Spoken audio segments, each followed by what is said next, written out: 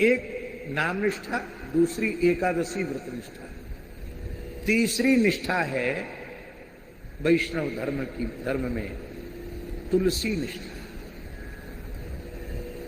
प्रत्येक वैष्णव को प्रतिदिन तुलसी पूजन करना चाहिए। जैसे भगवान की नवधा भक्ति है, ऐसे ही तुलसी जी की भी नवधा भक्ति है। तुलसी की आरती, तुलसी में दीपदान। आपने देखा ना पुराने संतों के स्थानों में आरती के समय तुलसी जी, भोग के समय तुलसी जी, हर समय तुलसी जी, कथा में तुलसी जी, कीर्तन में तुलसी जी। तुलसी के प्रति निष्ठा, तुलसी की बड़ी महिमा है भैया। या दृष्टा निखिलाग संग समनी, तुलसी दर्शन मात्र से संपूर्ण पापों को नष्ट कर देती है। तुलसी स्पर्श से शरीर को पवित्र कर देती है। ये शरीर मलमूत्र का भांड है, ये कभी पवित्र होता नहीं। कितना धो मांजो, कितना मिट्टी लगाओ, सावन लगाओ, भीतर मलमूत्र भरा हुआ है, ये शुद्ध नहीं होता। पर सद्गुरु भगवान कृपा करके जब कंठ में तुलसी पधरा देते हैं, तुलसी धारण कर लेते हैं, तो शरीर पवित्र हो जाता है। तुलसी के स्पर्श से शरीर पवित्र हो जाता है।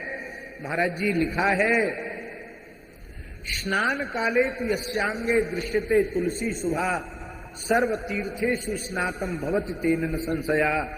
स्नान के समय तुलसी का एक दाना भी जिसके शरीर पर है, जब वह स्नान करता है तो धरती के संपूर्ण तीर्थों में स्नान का पुण्य उसे प्राप्त हो जाता है। तुलसी जिसके कंठ में है, जब वह श्रद्धा पूर्वक भगवत प्रसाद श्रवण करता है, तो एक एक कण के ऊपर अश्वमेध यज्ञ का पुण्य प्राप्त उसको हो जाता है।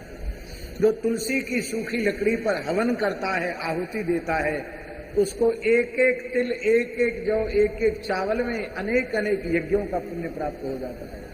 जो तुलसी की लकड़ी से जिसका अंतिम संस्कार किया जाता है, नतेषाम पुनरावृत्ति विष्णुलोकात् कथंचन शरीरम दह्यते येषाम तुलसी काष्ठ बनिना।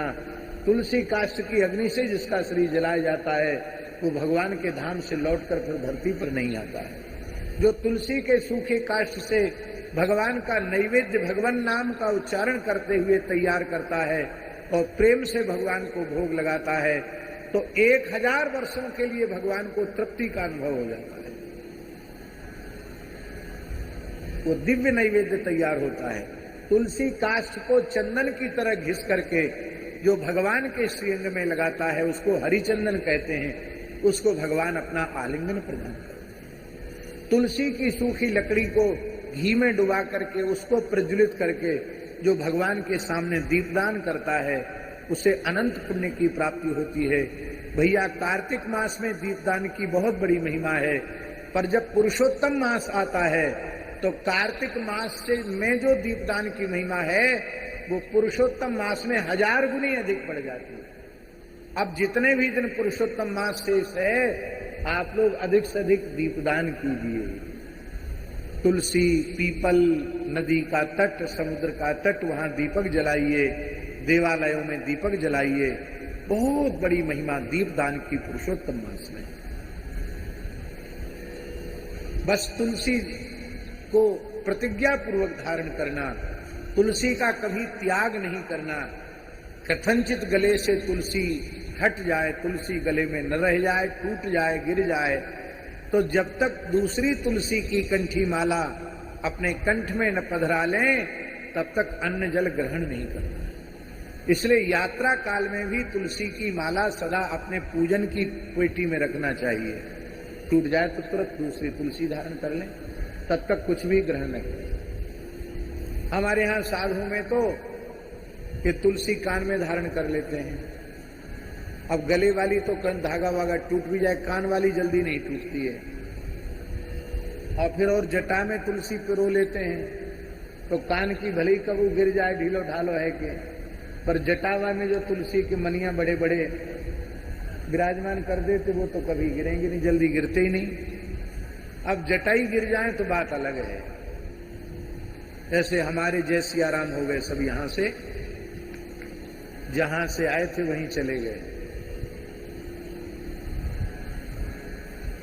अब केवल इतना इतना रह गया बस। नहीं, हमारे वो बड़े बड़े जटा थे, ऐसे वैसे नहीं थे। हाँ,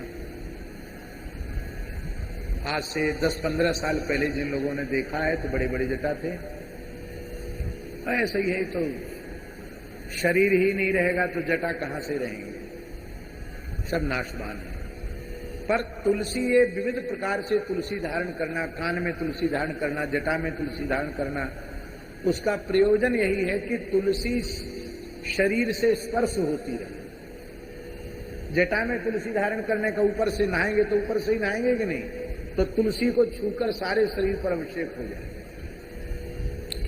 तो या दृष्टा निखलाग संग समनी स्पृष्टा पुष्पावनी रोगाणाम अभिवंदिता निरसनी, जो तुलसी को नित्य साष्टांग प्रणाम करते हैं, श्रद्धा पूर्वक तुलसी को प्रणाम करते हैं, उनके शरीर में कभी महारोग, महा आदि व्याधि उत्पन्न नहीं होता है।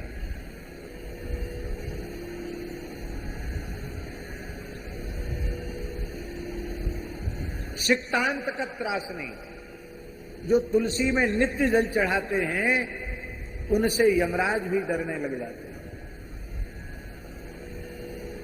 यमराज कहते हैं, ए चित्रगुप्त, कहाँ महामालिक, बोले इसका नाम काटो, अमुक गांव का रहने वाला है, अमुक जाति का, अमुक व्यक्ति है, अमुक अवस्था वाला, इसका नाम काटो खाते से।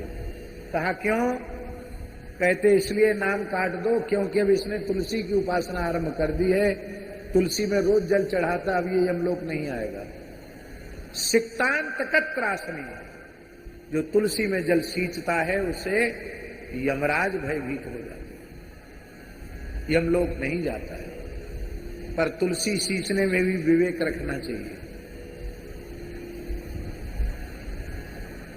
हमारे यहाँ मलुक पीठ में सामने तुलसी जी हैं, ठाकुर जी के सामने तुलसी तो रहती है, पर तुलसी के हुए तुलसी को ज्यादा दिन रहने नहीं देते। ठंड में भी इतना पानी चढ़ाएंगे, इतना जल चढ़ाएंगे कि तुलसी गल जाए। अरे भाई, शीत में आपको तुलसी में जल चढ़ाना है तो बगीचे में थोड़ा बहुत जल चढ़ा दो, बाकी चढ़ाना ही है तो एक बूंद चढ़ा दो जो तुलसी के वृक्ष को नुकसान न पहुंचे। ऐसी भक्ति किस काम की कि जिसकी भक्ति कर रहे हैं उसी को नुकसान पहुंचा दे। बहुत से लोग कहते हैं, हे महाराज बहुत गर्मी लग रही, लाओ पंखा करें, तो पंखा करने वाले के हाथ से पंखा तो छीन लेंगे और फिर 10-20 चोट पंखा की उसी को लगा देंगे जिसको हवा कर रहे हैं। फिर कहेंगे महाराज माफ करना, क्षमा करना। अरे क्षमा का, भले आदमी का क्षमा करें, 10-5 चोट पंखे की लगा दी, कहते क्षमा करना। और पंखा हाहाकार कर उठता है कि अब हमारी अंतिम स्थिति आई, पंखा इतने जोर से हिलाएंगे पंखा ही टूट जाएगा। एक महात्मा थे, बहुत उच्च कोटि के महात्मा, संतोचित संपूर्ण लक्षणों से युक्त महापुरुष, परम अमानी, परम विद्वान, परम अनुरागी, परम रसिक, परम पूज्य बाबा श्री नवेली शरण जी महाराज, बहुत उच्च कोटि के महात्मा थे। हमारे ऊपर बड़ी कृपा थी उनकी नित्य पाठ की श्री राधा सुधानिधि जी हमारे पास विराजमान है, बहुत अच्छे महात्मा। उनका एक पंखा भी हमारे पास रखा है, 30 साल पुराना साधारण पंखा। कितने साल पुराना? हम लोग तो हर साल 2-4 पंखा तोड़ देते हैं गर्मियों में, और वो कहीं से टूटने लग जाता तो पुराना फटा हुआ अचला उसी को करके सिलाई कर लेते उसकी। वो पंखा हमारे पास रखा है अभी।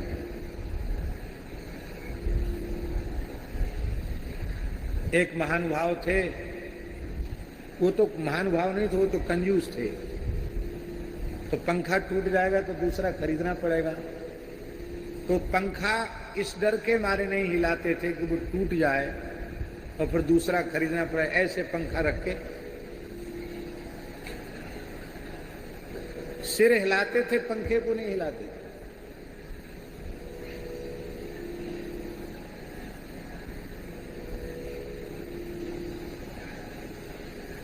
हम तो इसलिए कह रहे हैं कि सेवा पूजा वही श्रेष्ठ है जिससे सेव्य को सुख हो। सेव्य को परेशानी हो जाए ऐसी सेवा किस काम की? उनकी प्रसन्नता ही हमारी सबसे बड़ी उपलब्धि। तो राम जी, ये तुलसी में जल तो चढ़ाना चाहिए, पर तुलसी में भी विवेक पूर्वक जल चढ़ाना चाहिए, जिससे तुलसी के पौधे को नुकसान। ऐसी दीपदान में विवेक रखना चाहिए। तुलसी के इतने निकट दीपक मत रखो कि तुलसी को उस दीपक की गर्मी से नुकसान पहुंचे, थोड़ी दूर रख दो। प्रत्येक सेवा में बुद्धिमानी और विवेक की जरूरत। शिक्तांत कत्रासनी प्रत्याशक्ति विधायिनी भगवतः कृष्णस्य संलोकिता। जो तुलसी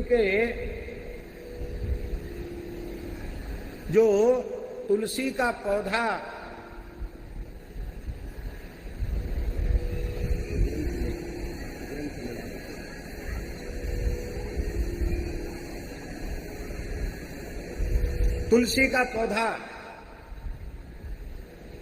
जो भगवान के मंदिर में रोपता है, भगवान के बगीचे में तुलसी का पौधा लगाता है, मानो उसने अपने हृदय में भक्ति का पौधा आरोपित कर लिया। और जो तुलसी दल से भगवान का अर्चन करता है, भगवान को तुलसी दल अर्पित करता है, उसे भगवान के परम प्रेम की प्राप्ति होती। प्रत्याशक्ति विदायिनी भगवता कृष्णस्य संरोपिता न्यस्ता तच्चरणे विमुक्ति फलदा। जो भगवान के चरणों में तुलसी अर्पित करता है वो संसार चक्र से छूट जाता है। ऐसी हे तुलसी महारानी, आपके चरणों में हम प्रणाम करते हैं। तो तुलसी निष्ठा, तो तीनों निष्ठाएं, नाम निष्ठा, एकादशी निष्ठा और तुलसी निष्ठा। और श्री नंद राय जी में तीनों निष्ठाएं पुष्ट हैं। वे निरंतर नाम जप करते हैं, वे तुलसी धारण करते हैं, तुलसी से भगवान का अर्चन करते हैं। और एकादश्याम निराहार, एकादशी को निर्जल निराहार व्रत रखते हैं।